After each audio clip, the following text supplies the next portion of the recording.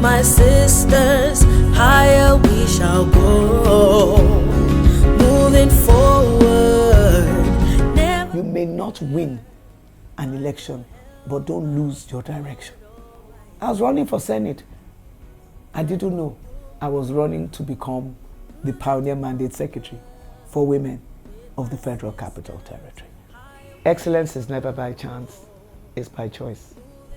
Experience is not the best teacher. Observation is. The end can be better and not bitter. Prudent women, virtuous women. My name is Adedayo Benjamins-Laniyi, Ni Olumide, daughter of the late Admiral Olufemi Olumide and Barbara Teresa Olumide, a Trinidadian.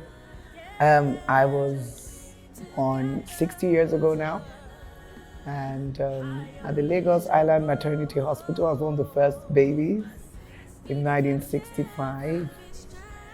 I have an honorary doctorate in humanities, and also I am presently serving as the Pioneer Mandate Secretary for Women Affairs of the Federal Capital Territory, in charge of children and vulnerable populations within the Federal Capital Territory. Any population that has an implicated vulnerable cluster of women and children and persons with disabilities. So that's as a Mandate Secretary, which is also a reference for Commissioner for Women Affairs of the Federal Capital Territory, and the first in 48 years. I am an ordained pastor with the Redeemed Christian Church of God, and my husband and I pastor the Throne Room Parish of the RCCG that meets at the Transcorp Hilton in Abuja. He's a provincial pastor, and I'm the pastor's wife. I also serve in the reference space of women advocacy, women in politics, political participation, because I ran as an aspirant for the position of Senator of the Federal Capital Territory in 2022. And out of that political audacity, I evolved into the space where I was identified and recommended for political appointeeship that positioned me here in the FCT for the office of Pioneer Mandate Secretary. In my previous places of endeavor, I'm an entrepreneur. My husband and I have built a company in media, in printing, and other related businesses, well, related and diversified. Doxa Digital, Doxa Media, Doxa Estate, Doxa Oil and Gas, Doxa as a group of entrepreneurial initiatives, and it has become a school of enterprise and training in artisanship and entrepreneurship for, right now, I believe if we were to have done certification, we probably would have well over,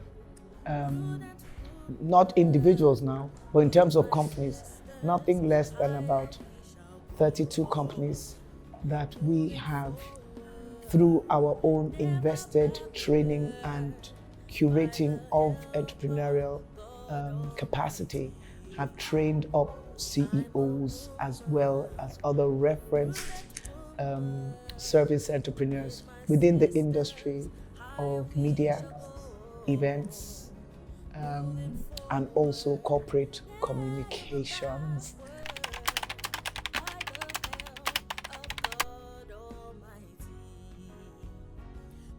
I'm Omo Ogun, Iyawo Ogbomoso. I'm from Ogun State, Abeokuta, South, and I am, like I said, of the Olumide Kintel Kejibo family, and my great-grandfather was the third Balogun of Christian, of Egba Christians. That's Abeokuta Christians. Also, my mom is from Trinidad, so I am a daughter of the West Indies. I'm a citizen, actually, I'm a dual citizen of the West Indies, Trinidad and Tobago. And it's interesting also because my mom, her grandmom, is a survivor of the Holocaust. She was Jewish, so I have Jewish antecedent, Trinidadian, Caribbean, Nigerian, Abeokuta, and then I'm married to the first Christian house of Baptist Christian house of Ogbomoso, the Laniyi family. So that's my background, and I've been in the Federal Capital Territory as an Secretarian for the last 33 years. I came here as a youth corper, and I served in the household of the pastor of the Redeemed Christian Church of God. Yeah, I served in the church, actually, as a youth corper who served in the church, even though I was given the opportunity and posted to the, it wasn't called Transcorp Hilton then, it was called the Nikon Noga.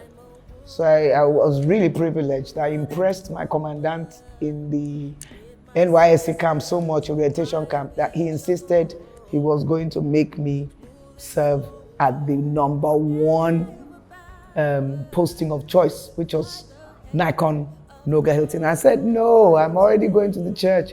He said, don't mind her, she doesn't know what she's saying. But we all went there that day, 10 of us, and they rejected every one of us.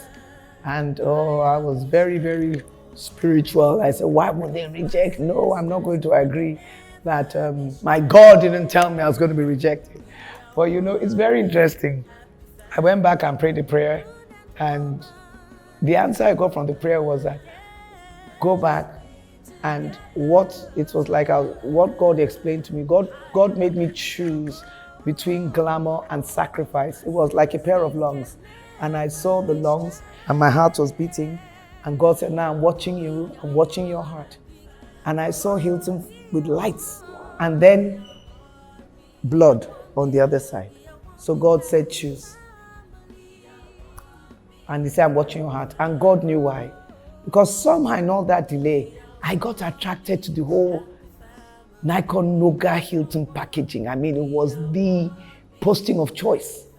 So I was like, In my heart, I didn't let anybody. I was still doing like, the humble youth corper. God saw my heart. At that point, I knew I was in trouble. I now said, God, please have mercy on me. And he said, so what do you do? And all that came to me was, just ask the Holy Spirit to guide you. And he told me to say to him, what does not please God, I cannot choose. And I know it will not please God that I choose the way of glamour over sacrifice. I said that. And it was as though, just like I smiled, like God smiled at me and said, clever girl. So it was like, go. So when I got there and they still rejected me, I knew I was in the will of God. The amazing thing is they rejected me there. I ended up with a job, long story short, at the Sheraton. I worked at Sheraton for 7 years. From Sheraton, I ended up working at the Transcorp Hilton. I rose to the position of the assistant sales and marketing manager in charge of PR. I served with them 6 months, and then it was time for me to move. Another conversation. My life and its milestones have always been a conversation. So the conversation, another conversation with God redirected my life from Hilton to my entrepreneurial engagement with Doxa full-time.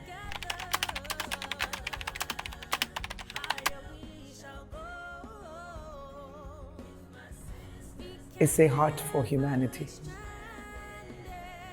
It's compassion. It's inspiration fired by mentorship. I found an amazing mentor in Her Excellency the First Lady. The way in which she structures, organizes, and strategizes her projects as humanitarian action, not for one, but for all. And her priority is always the people at the community. Families at community level. So she's taught me through advocacy that it's not about a woman empowering women. It's about a woman being a pivot, a leader, a driver, an inspiration that guides the delivery of policies of impact through her emotional intelligence, through her opportunity as a woman of first reference, maybe like her, who's the first lady. Then we have excellencies, wives of governors, executive governors, and she's very particular about protocol. Very, very particular. So that you don't breach protocol by trying to overreach one person to know this. No. Follow your track. And when you follow your track, it restrains you from crossing the track.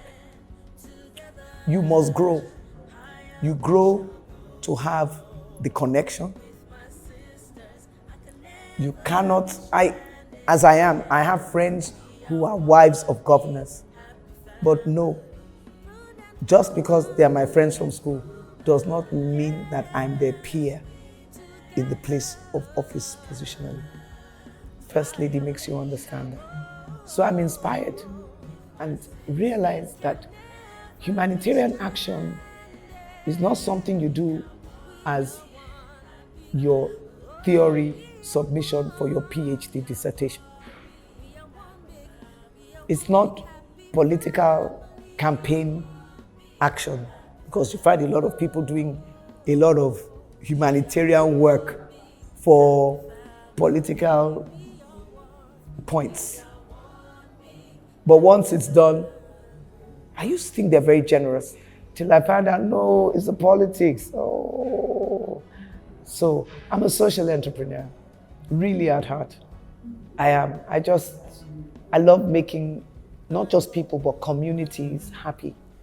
And I somehow, through my personal experiences where there's been a lot of misplaced conjecture about me. You see me and people imagine me as different from who I am, what I am. Maybe that's what I could have been, proud, snobbish, and all of that. But experience has taught me. I was someone who's been misunderstood to understand what it means to be misunderstood.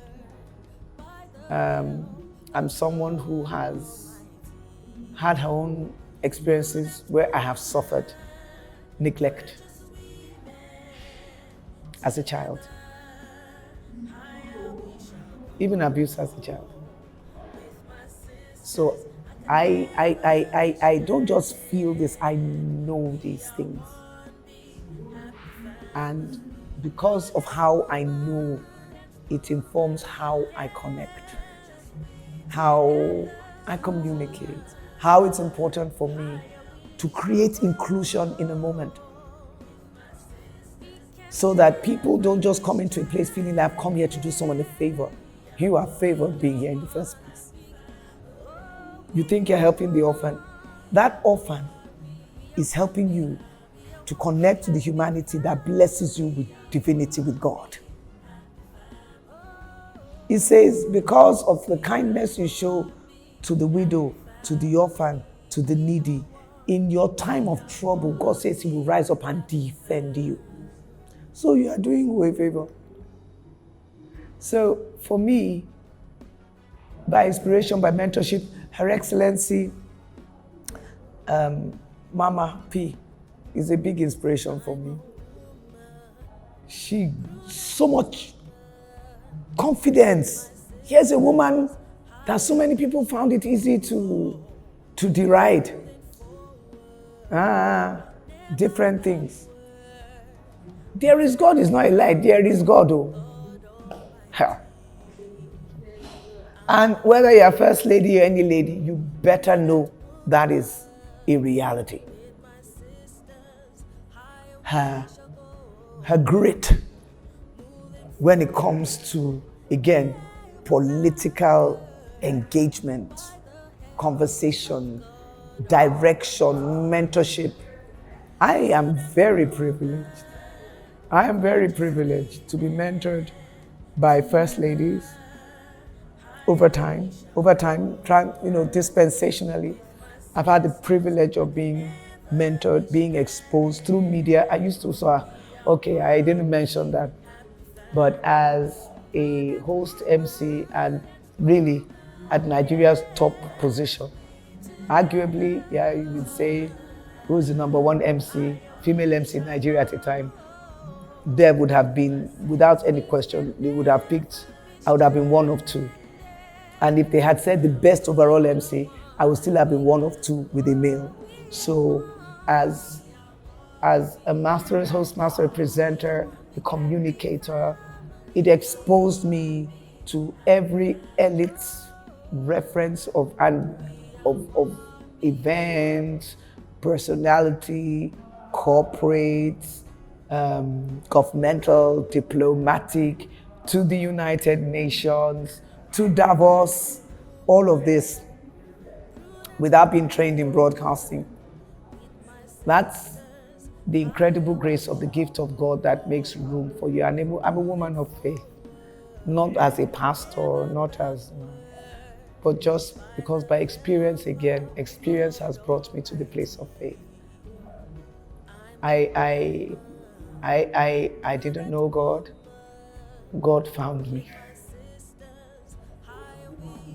That makes me a little emotional, but He did. As a prodigal daughter, God found me, brought me to Himself,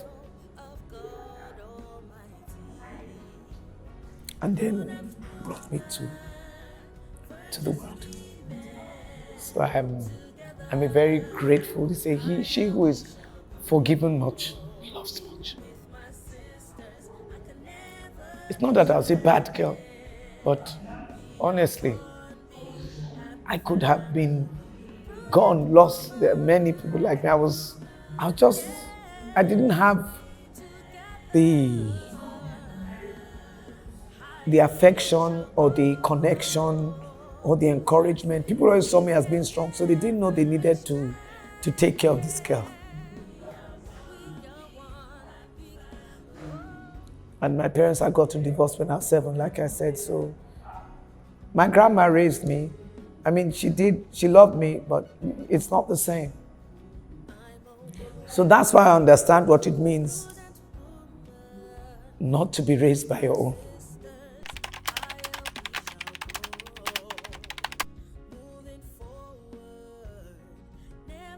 I'm a child of divorce, myself and my sisters.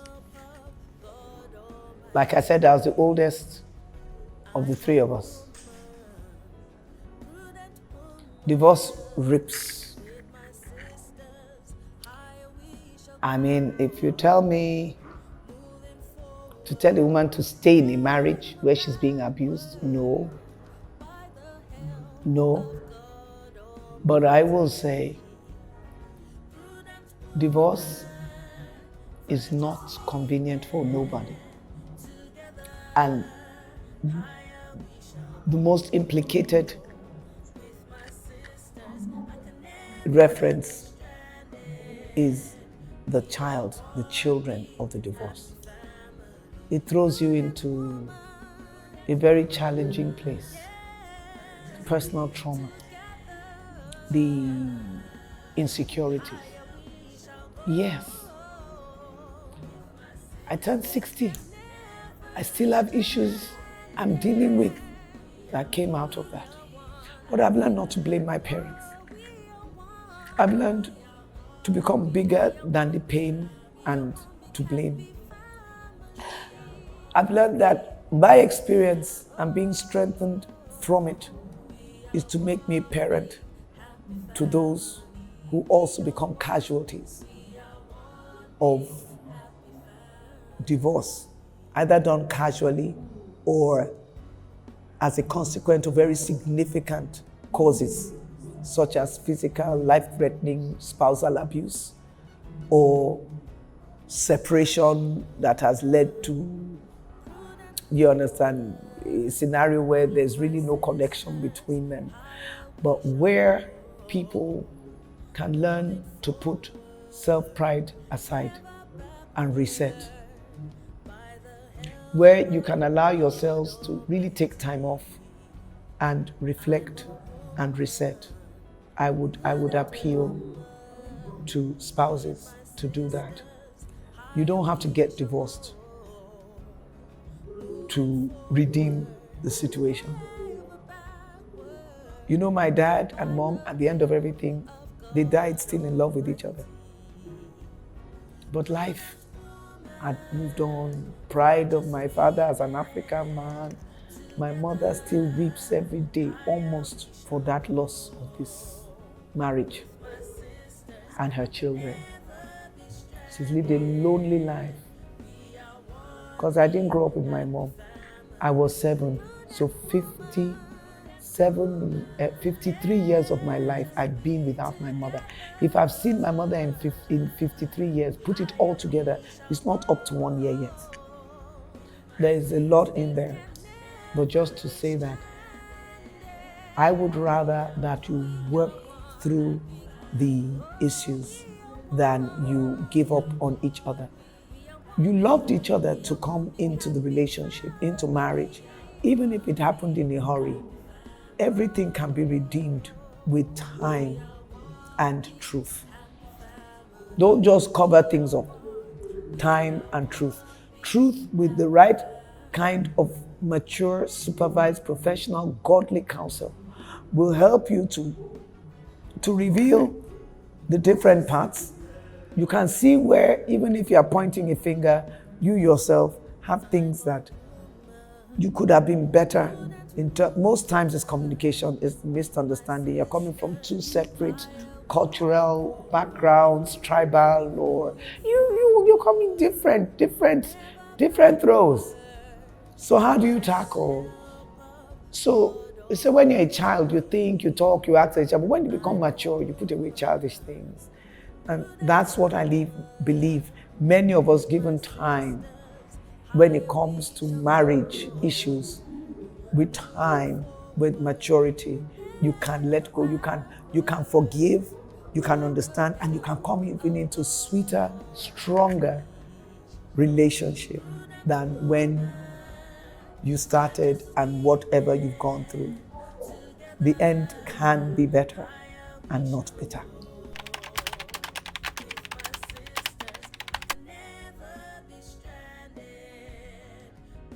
The I standing in the word impact is for innovation. Through innovation, you can translate projects transformationally, nationally, for community, for institution, and for the expression of national direction. For instance, in Nigeria right now, renewed hope is a grid of national human capacity development and intervention for a nation and for legacy building in terms of the interventions, policies, and projects of a dispensation, such as the present dispensation of His Excellency, the Asiwaju Bola Ahmed Tinubu. So, when we talk about impact and looking at how I now, as privileged to be pioneer mandate secretary for women, for children in the FCT, the story is, first of all, that this has happened, the first in 48 years, to coordinate and bring about the intersection of intervention for sub-national representation of women, children, and communities, vulnerable communities of the Federal Capital Territory. For the longest time ever, the FCT indigents have always not just complained, but called out to the fact that they've been marginalized. And because of the invasive development in terms of human resource of Nigerians of other tribal representation in the Federal Capital Territory, because of its status as the capital and its status also as the home of both the presidency, the diplomatic, all of the referenced governmental and all of the arms of national representation. Very quickly, the population of Abuja became a non-indigenous population. That demographic challenged the opportunity of the indigenes. And what initially they didn't understand was a sale of their opportunity, because, of course, the government had an arrangement where land that they had taken over was contractually paid for, transactionally, exchanged. But generations have come after us that didn't know anything about that. And they are like, no, we've been cheated of our land, we've been cheated of our opportunities. And now they see the reason that they really have to make sure that they really have to assert their position. I'm stating all this because there's a history to the context of how my work has become a work of such critical community engagement. A lot of things happen in Abuja that happen within the city center and do not happen in the ruralities, do not happen in the location of the populations, one of the indigenes and of settlers outside the Abuja Municipal Area Council. So in all the other referenced 5 area councils, local government representations, Kuje, Abaji, Gwagwalada, Buhari, I'm not sure what I've missed out right now. You find that you don't have that policy implementation of global, national, pivotal policies for the woman and for the child reaching those remote locations, leaving no community behind, and giving priority and access to vulnerable communities, persons with disabilities, women, the adolescent girl child, and children of referenced vulnerability. Now, with the coming on of this secretariat, in the 48th year of Federal Capital Territory's constitutional existence, what has the challenge and charge been? What came to me immediately, apart from wanting to make sure that I set up a legacy foundation for every other mandate secretary that will come after me, knowing that I'm 001, is to make sure that what I do is legacy, not by programs or projects, but by policy. One of the first things I looked for was the most vulnerable. Who were the most vulnerable for me? In the trajectory of women and children is the adolescent girl child. I set up an adolescent girl child desk and even a department ahead of there being any formal organogram. And then I went for persons with disabilities. Why? Women and the girl child with disabilities are the most vulnerable of the vulnerable. The most sexually abused in terms of rape in this woman is a deaf woman. She can't call out, she can't scream out. She can be doing that, but she can't tell you her experience. Women with disabilities on wheelchairs can't walk, are thrown out of their wheelchairs by husbands or intimate partners and are left to crawl or remain there until someone comes back in after 3 days to help them back into their chair if the chair has not been broken to pieces. This is the reality. So you're talking gender-based violence against these very vulnerable communities. We have leprosy communities in FCT where there had been no water. How does a leper somebody who's been healed of leprosy, but of course the stigma, so they're called. How do you see them going to fetch water like this in one remote location? I saw that when I went campaigning. Because they are still voters. The vote doesn't have leprosy. The vote doesn't have disability. These voters are people. They are families. They have children who don't have leprosy, who need to go to school, but are stigmatized because their parents, they're children of parents who are former lepers, and they live in leper colonies. Their wives, when they want to have babies, nobody in the primary healthcare system wants to go near them because the mind is that this is a leper. So I looked at those very vulnerable clusters. I also looked at the context of GBV, not as an elite 16-day celebration, but to use the 16 days of activism against gender-based violence in Nigeria, in the FCT, to turn it away from the walkathon to what I call the waka-thon. So we got into the area councils. We set up conversations through the gatekeepers, the traditional rulers. And through them, with their permission, we organized their wives to become our principal advocates of ending GBV in the grassroots communities through the voices of the royal fathers, through their wives, the queen matriarch mothers of the 17 chiefdoms. This intervention has become such a unique model that right now at the UN Women level, at the UNICEF level, here in Abuja, because we're also privileged to have these institutional global representations. We are the landlords of the UN in Nigeria.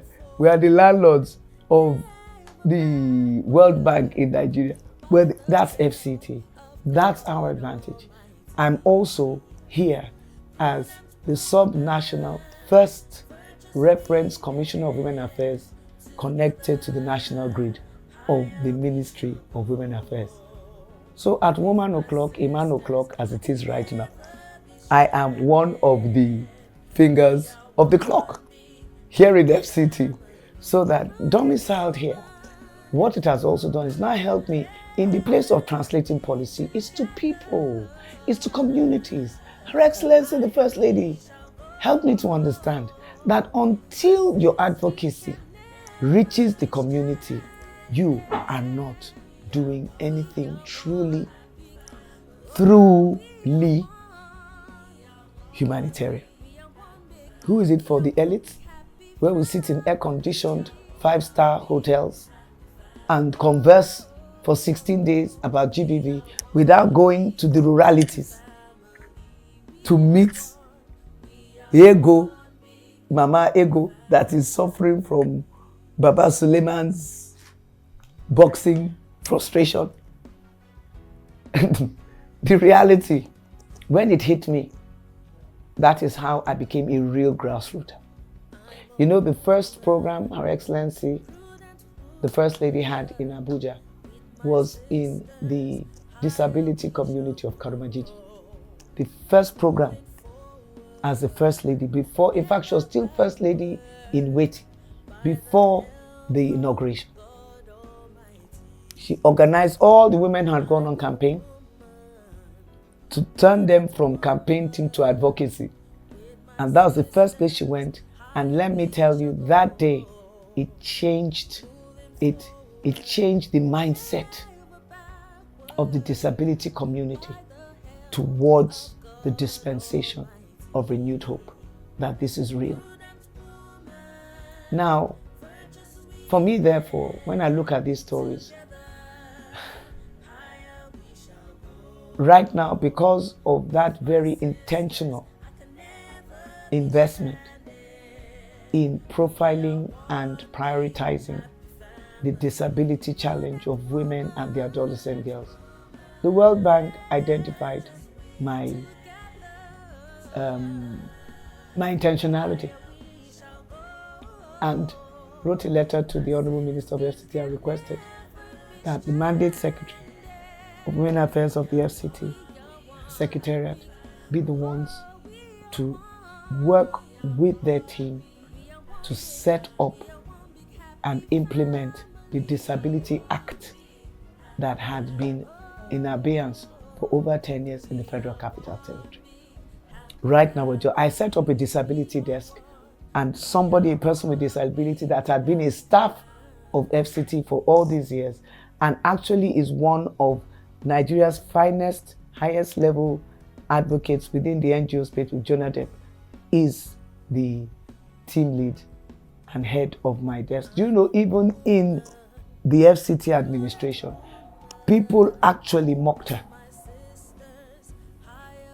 and said, I don't know what you think you are, thinking there's a disability desk. This is a global implementation. It has nothing to do with sentiments. If you cannot establish your institutional reference as an administration of governance with inclusion as a priority and even a pivot, then what exactly are you driving? Everything about the woman is cross-cutting. Health, economic, education, agriculture. I mean, through the First Lady, what we've set up through the RHI. Now, I'm so uniquely privileged, not only to be the Pioneer Mandate Secretary, but to be the FCT RHI coordinator for the Office of the First Lady. So what it means is that her projects are the projects that I, as her coordinator, have to implement within the geopolitics of the space FCT that I'm in. One of the most amazing for me is the agricultural support interventions of Her Excellency the First Lady. I never understood agriculture as the thrust of food security for a nation like I've come to understand it practically. My heart breaks actually when I think of my dad, who tried so hard to get me to love farming before he transited. I did not. It took the First Lady's projects to make me wish I had the power to raise my father from the grave and see that now, Daddy, I am ready. Now I'm going to take his farm that I had left dormant to convert it to an agricultural intervention of food security, because now I see how critical it is. From the Every Home a Garden competition project, where we actually produced one of the finalists for that national competition. A woman I encouraged from within my secretariat who knew zero about agriculture and now has become a lead when it comes to home gardening, home gardening consultation. She just retired, but you know what? She's busier now than she ever was as a civil servant in 35 years. She was also the head of my adolescent girls' desk. And the impact of that agricultural support initiative started with 20 beneficiaries of 500,000 naira each. 20 beneficiaries got 500,000 naira each to invest in the farm as a grant. Of the 20, 5 of them were women farmers with disabilities. One of them ended up, through her 1 year intervention to the 500,000 naira grant, and now she put it, building a house, still getting seed for the next season's planting. Right now in Kuje, we have set up what we call the Muje Kuje pilot, which is the implementation next level now, from urban farming to the whole reference of young farmers clubs, every home a garden, fishery, everything. Kuje has become the pilot location. I was able to take over the 15-year-old redundant farm. It's not been used in 15 years. That belongs to the women department of the then gender department under social development services. Nothing. Totally redundant. Fish tanks, goat husbandry, what do you call it, a training unit, veterinary training unit, 250 square meter warehouse, all of this. But we turned it around. It became Sanosha, celebration of World Food Day and International Day of the Rural Woman, with the visitation of the Honorable Minister of State for Agriculture and the Honorable Minister of Livestock. They were like totally amazed at the very deliberate, intentional intervention that had gone into it. Now they are working with us to help us scale it. Let's go to Kwali. The Akpu women with UN Women were able to set up with a grant. Not too much, but significant enough for me to do something significant. And we turned that community of Akpu women traders to an organized market, trading market. UN Women helped us to build a new work shed for them, put in the borehole tank, do a wash designed with toilets and everything that we're going to be commissioning in December. This has so impacted the women who are selling Akpu are building houses now in Great Cheddar. In terms of impact from policy to that which is a delivery of the promise of renewed hope, of the global action and intervention, SDG 5, SDG 6 for women, for for sanitation, water, and health in terms of the environmental management, for the 11 in terms of global partnerships. What we are seeing is just an incredible impact. Don't forget that I'm coming from a place where I ran for Senate in the FCT. So that translates how a woman in the space of political participation can become such a significant reference for impact. That's why I say you may not win an election, but don't lose your direction.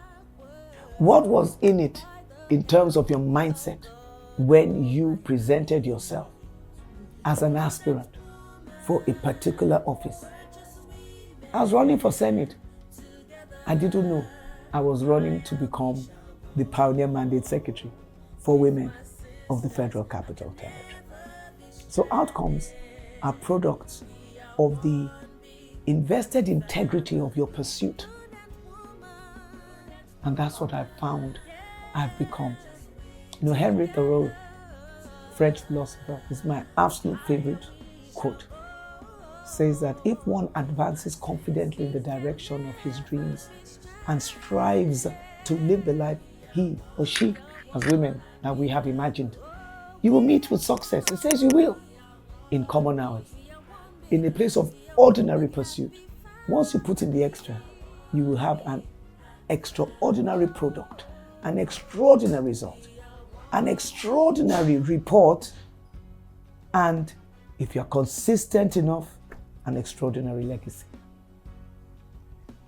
Her Excellency, the First Lady, didn't just get here like we're celebrating all these projects, all these programs, and all these deliverables. No. As a young girl, she was one of the youngest ever First Ladies as a governor's wife. As a First Lady now of the nation, she's the oldest, the eldest of First Ladies in the office of the Federal Republic of Nigeria's First Lady's reference. You look at that. So this didn't just happen overnight, but over many nights. And she just continued to deploy what she had curated as a strength. Someone commented to me the other day, I said, really? She's into so much legacy? I said, it's important how you see what you see. Something that in this atmosphere we read and we say, it's not what you look at that matters, it's what you see. If what you're looking at is still blinded by your lens of bias, either tribally, by religion, by politics, renewed hope at the end of the day is not a Muslim ticket. It's a national delivery and product of humanitarian action and community impact.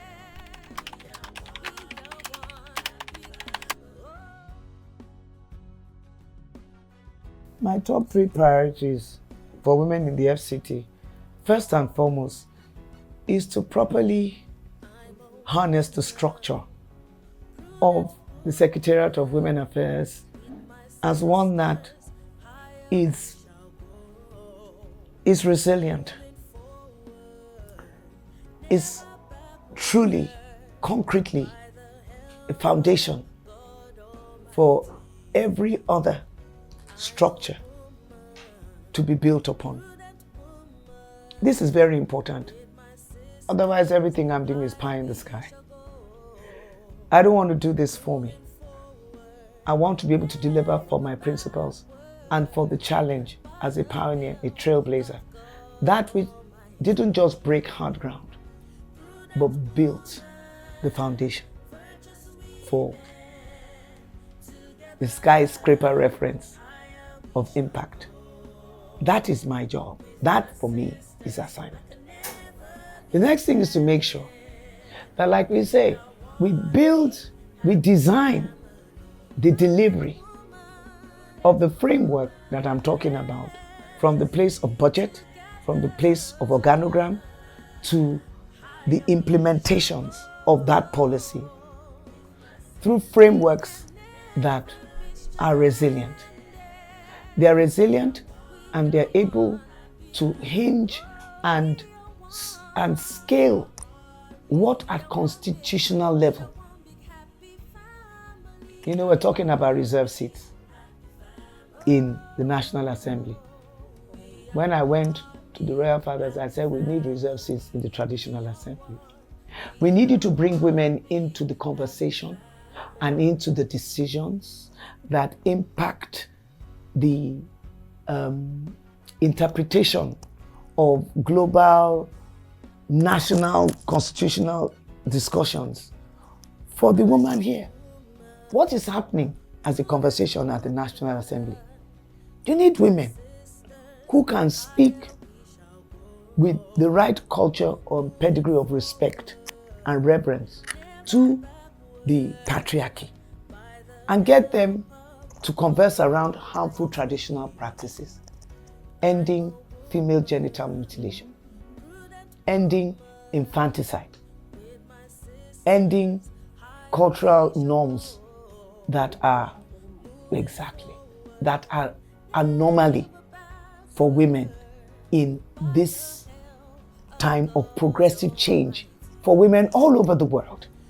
And what we are requesting is not to confront or to reduce the position of men culturally, but to bring women to a place where men don't see them as threatening the cultural balance, but rather bringing a quality of social value that resets those things that have impoverished rural traditional communities.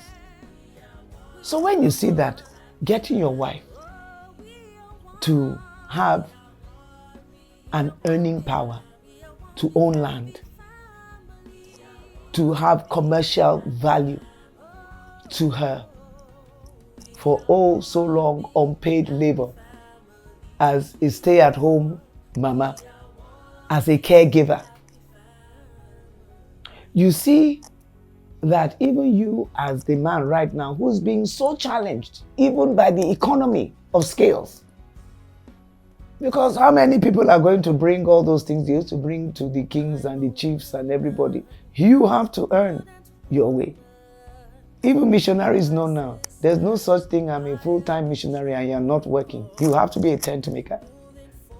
So the reality, therefore, is that when you empower a woman economically, you are not empowering her as a threat to your ego or the patriarchy. You are endowing, it's an endowment for a new pedigree of women of impact, of influence, of prosperity, and it's for the prosperity of all in the community. One of my stories is of a Marian girl that I met during the campaign selling akara. She makes herself in papi, and she confronted me and said, "You people are coming here and they're talking about campaign. We know you people. You just come here, you get our votes, you use us and you walk away." I said, "I promise you it will not be so." She said, "No." That same night, I returned to her with her because I was so challenged by how she challenged me. And I knew at that time that there was a significant amount of largesse being given out in terms of food products and things like that from the office of actually Mr. President's son, Sheitinu. And I went there and I asked and I was given this. They came with me with escort all the way to Papi. I said, "Where's Maria?" They called her. She couldn't understand. I said, all your women and everything I gave to her. Those women now, where I go, they go. In fact, they get there before me. She said, "Mommy proved me wrong." She came back. Much more than that. The health interventions for women through the Health Secretariat and the Mandate Secretary, Dr. Adedayo Benjamins-Laniyi, who with me is my sister mandate. There are just two of us, women, as mandate secretaries, commissioners in the FCT. But it's about collaboration. From the cooperative, as they earn money and they do Adedayo, we can begin to negotiate with them to get their own for farmland, for housing, for all of these things. And before you know what is happening, we need shelters. So for me, prosperity economically, in terms of setting up an effective financial model, very, very important to me. But where there's no health, there's no wealth.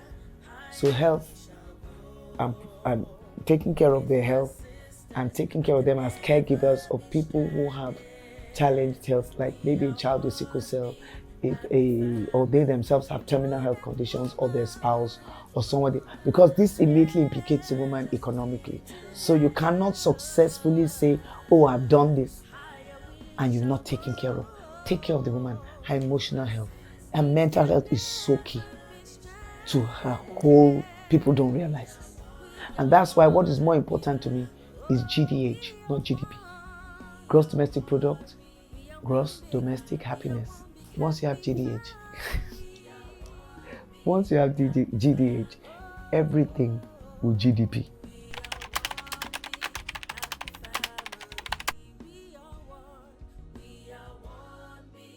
Well, the first impact is what Prudent Women are celebrating me for and resetting my profile as a celebrity of impact.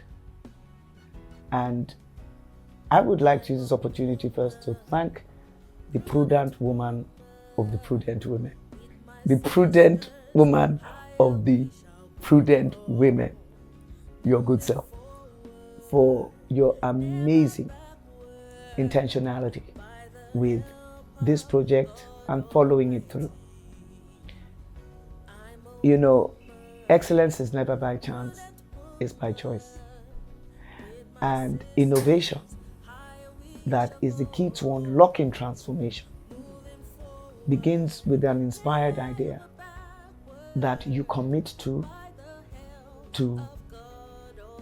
produce. It's a production. That's why every vision is for an appointed time. I say, write it, make it plain, so that those who read it can run with it. Prudent Women is a vision product. And it is, for me, a privilege to be seen and profiled amongst the 100. To be one of 100 is to be one. And that I am not just grateful for, I take it also as a call to action.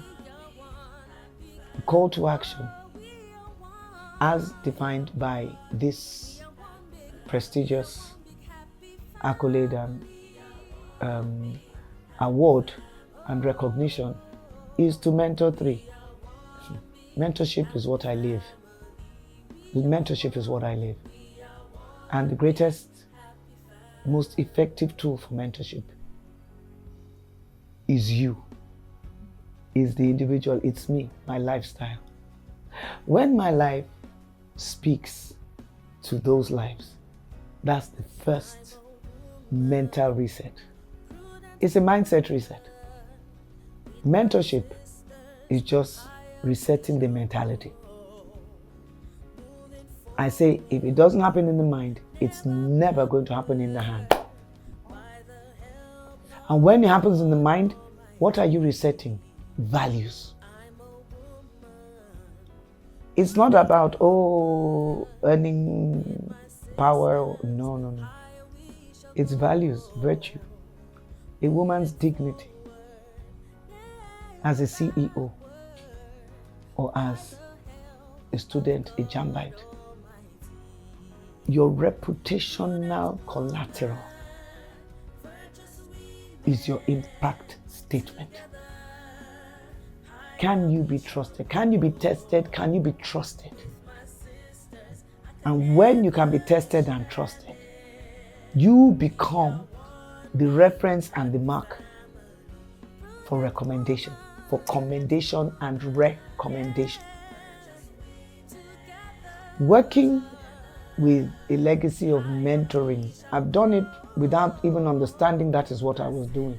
I was just investing in young girls what nobody took time to invest in me. I didn't want to see them make the kind of mistakes that I had made. They were costly. It doesn't have to cost you that. Experience is not the best teacher. Observation is. Experience can be a costly teacher. You end up being collateral. You end up being a casualty. Collateral damage can be significant damage.